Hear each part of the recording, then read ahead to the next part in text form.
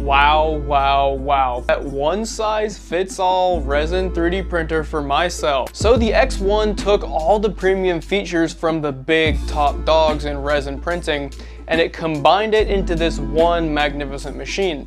Now, there's a vat heater for your resin, and there's also a resin recall system. The features that come on the X1 are far and away more advanced than any resin printer I've ever used. But I did print from 50 microns up to 100 microns with some various settings and some tweaked parameters from the default built-in profile. So used a couple varieties of resin. I used Creality's fast resin as well as the ApexMaker fast resin. The goal of the X1 is to print massive items. You can print tons and tons of 32mm miniatures on the build plate all at one time.